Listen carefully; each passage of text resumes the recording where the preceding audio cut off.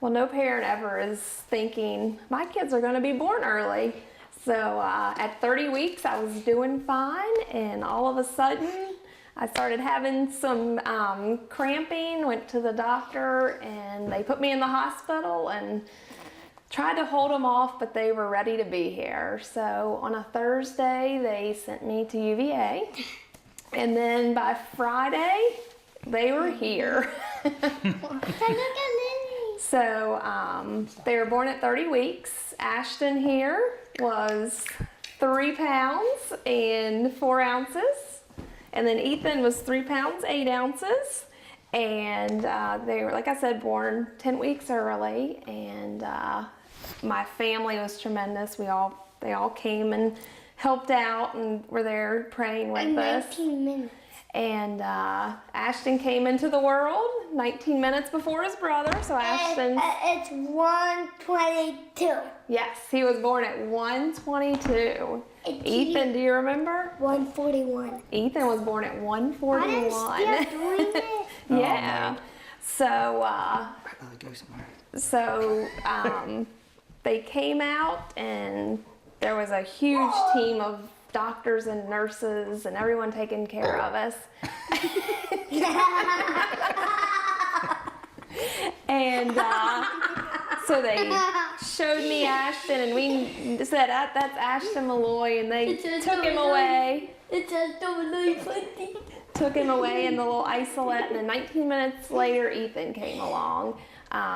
And we named him Ethan James, and then they swept him away in the isolette. There were no complications during their birth, but they took him straight to the NICU. So it was a while before I got to actually see them and hold them. So definitely, like I said, not something a mom and dad prepare for. A big day yesterday. What happened? What was yesterday? What the? How old are you now? Ethan, what did you do for your birthday? The same. What kind of party did you have? Board. No. Yeah, we can't show them now. They got to break a board at their karate party. All their friends got to learn some karate moves. What good? Yeah, you got a record player. Can I you go got get it? Legos and I a gotta video get game. it. No, not right now. Can I play Wii? No. So they're 7 years old now and very active. Are they playing sports? What sports are you doing? Baseball. And what'd you just finish up this winter that you really liked? Basketball. And what do we do twice a week?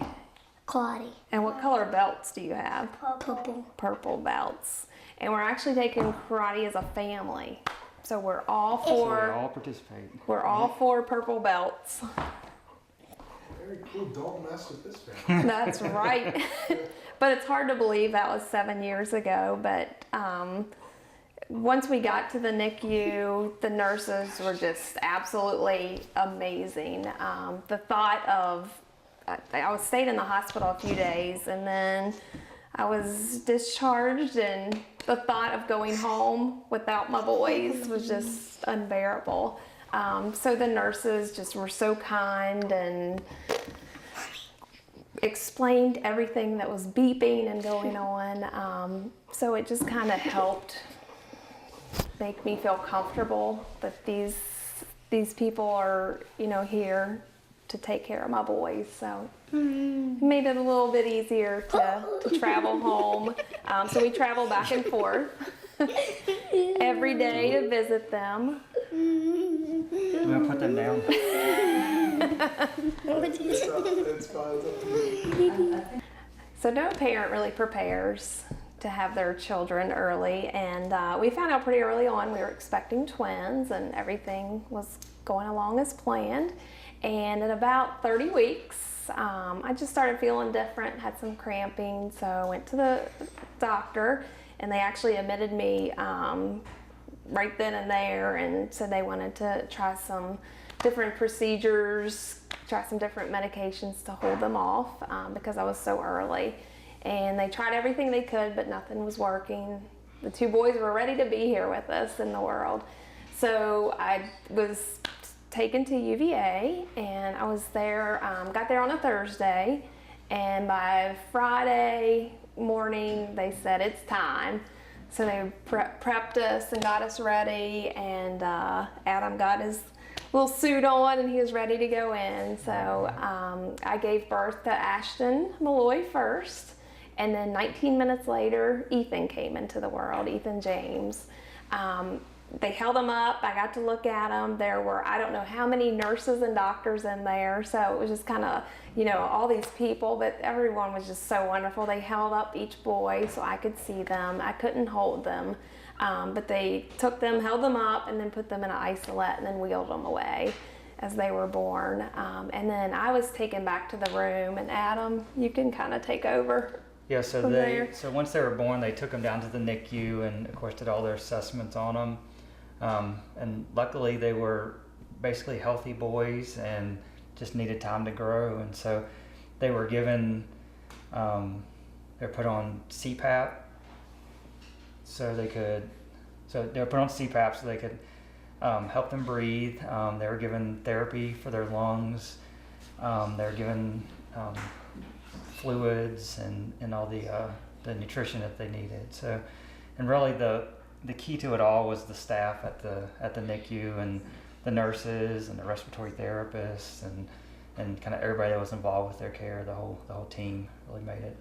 I mean, it was extremely scary. I mean, we didn't know at what point developmental, how they would come out, how they would, kind of what the situation would be once they were born.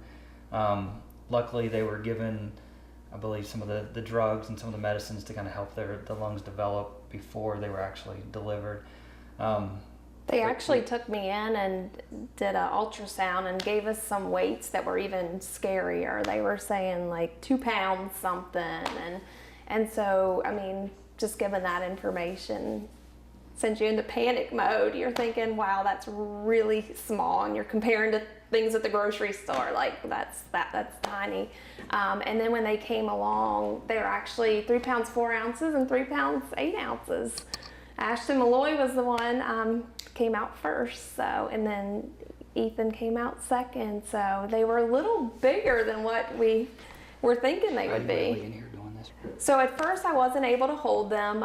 They were small. They wanted to do all those little, and I don't know what they do in the background, but all those little checks to make sure everything was beating right and things were going well. And then I went down later that afternoon and we got to see them in their little isolettes.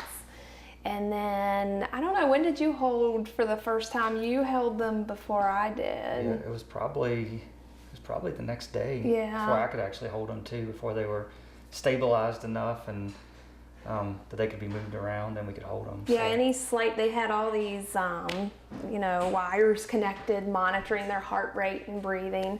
So the slightest movement would set the alarms off. So they just kind of wanted to get them stable. And then they just did the most amazing thing. They let me do kangaroo care, which is where you actually let the child touch your skin.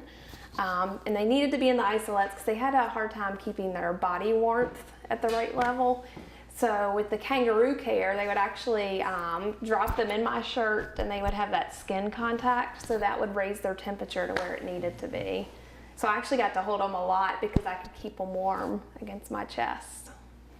And the nurses, I mean, there were wires going every direction, and the nurses would get them all situated for me and get the wires where they needed to be. Monitors are beeping, and the staff was just excellent about explaining what the different noises represented. And I mean, when you hear all these beeping noises and see other families, I mean, we met some great families that were going through similar experiences. Some were going through even harder experiences. So just the amount of knowledge they tried to pass on to us to try to understand what was going on.